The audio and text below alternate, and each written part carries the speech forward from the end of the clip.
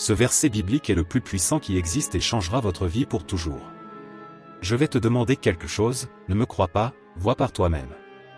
Ce n'est pas seulement moi qui le dis, mais des millions de personnes qui le savent. Si vous êtes ici, ce n'est pas par hasard, c'est par causalité, par cause à effet. Rien n'arrive dans votre vie par hasard, tout vient toujours de principes très précis. Alors restez très attentifs. Aujourd'hui, je vais vous dire, de mon point de vue, quel est probablement le verset biblique le plus puissant qui existe. Il y a quelque chose de très intéressant dans toute l'histoire, et je vous le dis, cela transformera votre vie une fois que vous l'aurez compris.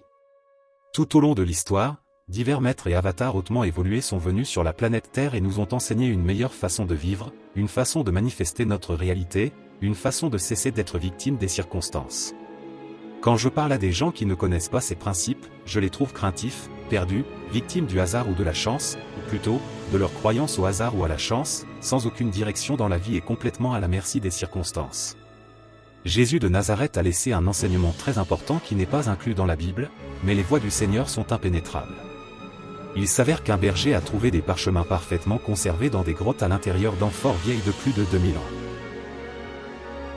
Dans ces rouleaux, à l'intérieur de ces amphores, se trouvaient les évangiles perdus, bannis, épuisés et brûlés, qui enseignent ce qui, pour beaucoup de ceux qui ne sont pas fermés d'esprit, est l'enseignement le plus important et le plus puissant de Jésus.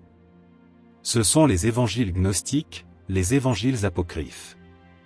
L'un d'entre eux, qui est considéré comme contenant les enseignements les plus fiables de Jésus de Nazareth, est l'évangile que les historiens ont déjà classé comme l'évangile perdu de saint Thomas. Voyez comme cet enseignement est puissant, qui est le prélude à ce que je vais vous lire maintenant. Il a dit que celui qui trouvera le sens de ces paroles ne goûtera pas la mort. Juste pour que vous le sachiez, il ne faisait pas référence à la mort physique. Il ne s'agit pas de mort physique, mais de mort sur ce plan. Une personne meurt sur ce plan lorsque sa vie stagne. Nous faisons partie de la nature, et dans la nature, quand quelque chose stagne, cela commence à mourir, cela commence à disparaître. Beaucoup de gens sont morts dans la vie, avec une vie stagnante, une économie stagnante, une santé stagnante, des relations stagnantes, et chacun des trois domaines clés de leur vie commence à mourir parce qu'ils ne trouvent pas de sens dans ces mots que je vais vous écrire, que je vais vous dire maintenant.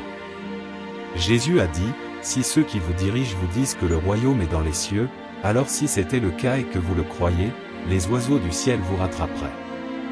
Si ceux qui les guident leur disent que c'est dans la mer, alors les poissons prendront les devants. Mais le royaume est en vous et en dehors de vous. Analysons cette première partie de cette phrase puissante. Que dit-il ? Faites attention à qui vous donnez une autorité morale afin qu'ils puissent influencer votre esprit avec leurs idées. Si vous donnez de l'autorité, je vous donnerai des exemples, les médias, votre famille, vos amis qui vous disent comment votre vie devrait être, les soi-disant experts qui parlent de vos finances, de votre santé, de vos relations, de la façon dont les choses devraient se passer. Si vous lui donnez du pouvoir, il aura le contrôle total de votre vie. Si ceux qui vous guident vous disent qu'il y a quelque chose qui vous rend malade et que vous le croyez, vous finirez malade. Si ceux qui vous guident vous disent que nous sommes en récession économique dans notre pays et dans le monde entier, et que vous le croyez, vous finirez par subir cette récession. Si ceux qui vous guident vous disent que le nombre de divorces augmente maintenant et que tout le monde divorce, si vous croyez cela, vous finirez par divorcer. C'est le message puissant de Jésus. Et pour contrer tout cela, vous dit-il, retirez le pouvoir de tout cela. Dans un monde rempli de voix et d'opinions, il peut être difficile de maintenir la paix intérieure et la confiance en soi. Les critiques et les commentaires négatifs peuvent facilement nous décourager et détourner notre attention de ce qui compte vraiment, notre relation avec Dieu et son plan pour nos vies. En tant que chrétiens, nous sommes appelés à placer notre foi en Dieu et à faire confiance à sa protection divine. La Bible nous enseigne que notre valeur et notre but viennent de Dieu, et non de l'opinion des autres. Dans Éphésiens 2h10, il nous est dit, car nous sommes son ouvrage, ayant été créés en Jésus-Christ pour de bonnes œuvres, que Dieu a préparées d'avance, afin que nous les pratiquions. Dieu nous a créés dans un but précis et nous accorde une valeur au-delà de ce que quiconque peut dire. Lorsque nous laissons les commentaires négatifs nous affecter, nous risquons de nous éloigner du chemin que Dieu a préparé pour nous. Dans Proverbe 4, 25-27, nous lisons, « Que tes yeux regardent droit devant toi, et que tes paupières soient fixées sur ce qui est devant toi. Considère le sentier de tes pieds, et que toutes tes voies soient droites. Ne te détourne ni à droite ni à gauche, et garde ton pied loin du mal. En tant que chrétien, notre identité est en Christ et non dans ce que les autres pensent de nous. Dans 2 Corinthiens 5h17, Paul écrit, « Si quelqu'un est en Christ, il est une nouvelle créature, les choses anciennes sont passées, voici, toutes choses sont devenues nouvelles. » Cela signifie que notre nouvelle vie en Christ redéfinit qui nous sommes et nous donne la confiance dont nous avons besoin pour ignorer les critiques destructrices. Pour placer notre foi en Dieu et en sa protection divine, nous devons rechercher la parole de Dieu. La Bible est notre guide et notre source de force. En lisant et en méditant sur les Écritures, nous trouvons réconfort et direction.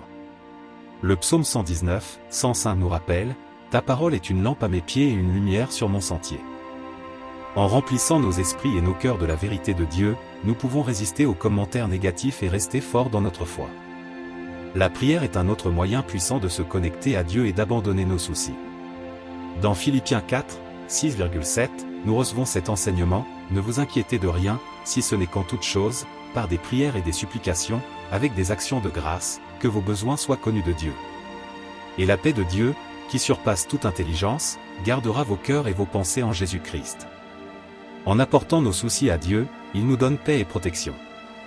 De plus, il est important de nous entourer de personnes qui partagent notre foi et nous soutiennent dans notre marche avec Dieu. Dans Hébreux 10, 24-25, nous sommes encouragés à « Veillons les uns sur les autres » pour nous exciter à l'amour et aux bonnes œuvres. N'abandonnons pas notre assemblée, comme c'est la coutume de quelques-uns, mais exhortons-nous réciproquement, et cela d'autant plus que vous voyez s'approcher le jour.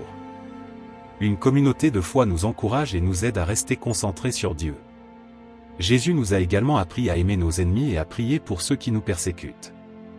Dans Matthieu 5h44, Jésus dit, « Mais moi, je vous dis, aimez vos ennemis, bénissez ceux qui vous maudissent, faites du bien à ceux qui vous haïssent, et priez pour ceux qui vous maltraitent et qui vous persécutent. » En pratiquant le pardon et l'amour, nous pouvons nous libérer du fardeau des commentaires négatifs et vivre dans la liberté que le Christ nous offre.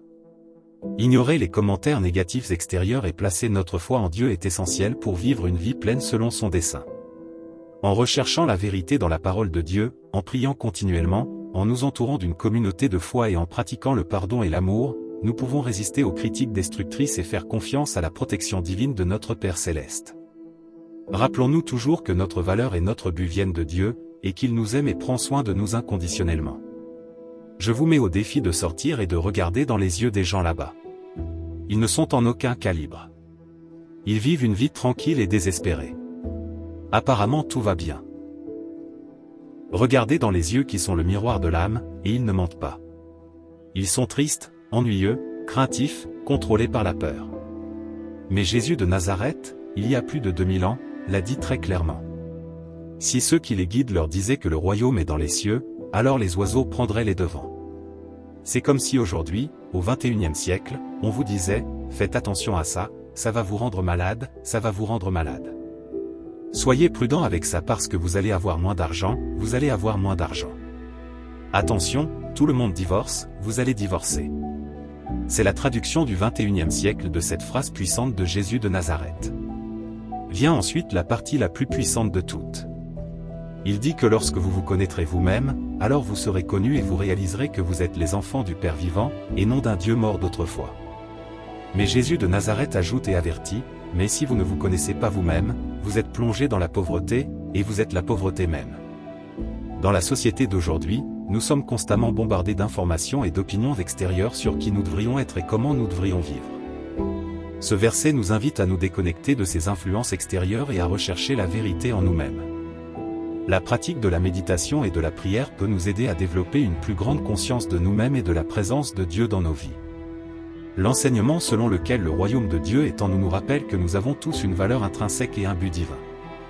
Dans un monde qui valorise souvent le superficiel et le matériel, ce verset nous exhorte à regarder au-delà des apparences et à valoriser l'essence divine qui habite en chacun de nous. Se connaître soi-même implique aussi connaître Dieu, puisque nous avons été créés à son image et à sa ressemblance. Cultiver une relation intime avec Dieu à travers la lecture de la Bible, la prière et la communauté de foi nous aident à renforcer notre identité en tant qu'enfants du Père vivant. Un autre des versets les plus significatifs de l'évangile de Thomas est le verset 70, qui dit « Si vous produisez ce qui est en vous, ce que vous produisez vous sauvera. » Si vous ne faites pas ressortir ce qui est en vous, ce que vous ne faites pas ressortir vous détruira. Analysons ce passage en détail. Si vous faites sortir ce qui est en vous, ce que vous faites sortir vous sauvera. Ce segment du verset souligne l'importance de l'expression de soi et de la libération de notre véritable moi intérieur. Jésus nous exhorte à explorer et à libérer nos pensées, nos émotions et notre esprit.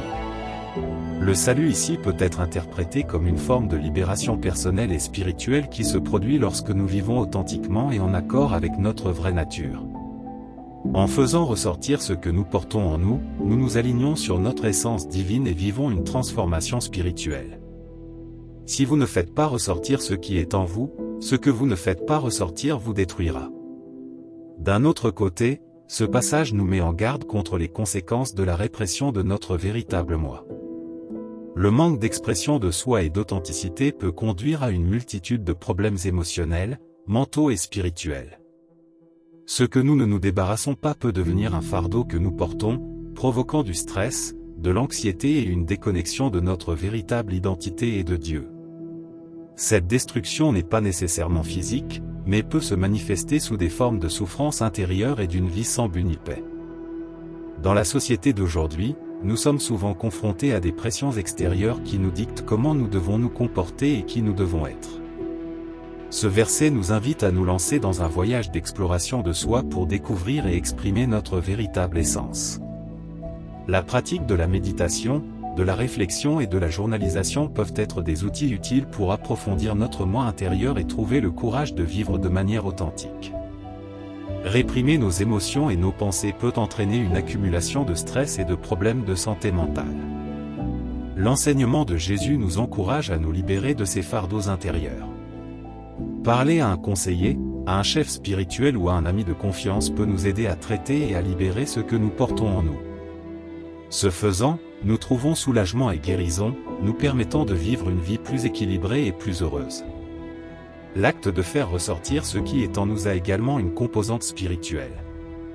Cela signifie reconnaître et cultiver les dons et les talents spirituels que Dieu nous a donnés. En exprimant et en utilisant ces dons, nous trouvons non seulement un but et un épanouissement, mais nous servons également les autres et glorifions Dieu. La participation aux activités communautaires et ministérielles peut être un moyen de manifester et de développer nos talents spirituels. Le processus d'expression de soi et d'authenticité nous conduit à une connexion plus profonde avec Dieu. En vivant en accord avec notre vraie nature, nous nous alignons sur la volonté divine et éprouvons une plus grande proximité avec notre Créateur. La prière et la lecture des Écritures sont des pratiques essentielles qui nous aident à maintenir cette connexion et à recevoir des conseils et de la force dans notre cheminement spirituel. En conclusion, l'Évangile perdu de saint Thomas offre plusieurs enseignements puissants sur l'importance de mettre en lumière notre véritable moi intérieur et de vivre authentiquement. Dans la vie moderne, ces vérités nous guident pour nous lancer dans un voyage d'exploration de soi, pour prendre soin de notre santé émotionnelle et mentale, pour grandir spirituellement et pour approfondir notre connexion avec Dieu. En libérant ce que nous portons en nous, nous trouvons le salut personnel et spirituel, et nous vivons en accord avec le dessein divin que Dieu a pour chacun de nous. Rappelons-nous toujours que notre véritable essence et notre valeur viennent de Dieu, et qu'en vivant authentiquement, nous glorifions son nom et expérimentons son amour et sa protection. Chers frères et sœurs, au nom de toute notre équipe, nous tenons à exprimer notre plus profonde gratitude à chacun d'entre vous qui a consacré son temps et son attention à s'immerger dans ce message très significatif. Votre réceptivité et votre soutien ont été un phare sur notre chemin, nous inspirant à poursuivre notre mission de répandre la parole d'amour et d'espoir. Nous sommes ravis de savoir que cette vidéo a touché vos cœurs et suscité de profondes réflexions sur la foi et le chemin spirituel. Chaque visualisation représente une rencontre sacrée, une opportunité de se connecter à l'essence de la vérité et de la sagesse qui transcende le temps.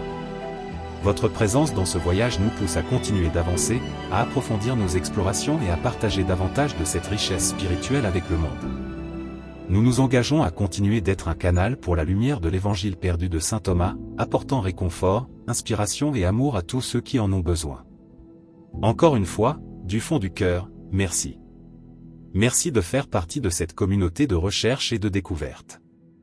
Merci de nous permettre de faire partie de votre vie d'une manière si significative. Avec une gratitude infinie et d'abondantes bénédictions, que Dieu vous bénisse.